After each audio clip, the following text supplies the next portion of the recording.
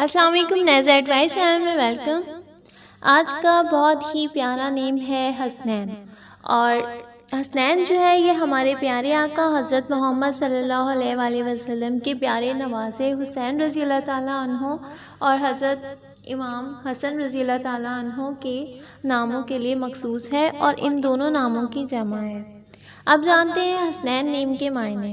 हसनैन जो है ये अरबिक नेम है और ये मुस्लिम बॉय नेम है और इसके उर्दू में बहुत ही प्यारे मायने हैं, खूबसूरत या हसीन। यानी कि हसनैन नेम है और इसके मायने हैं खूबसूरत या हसीन।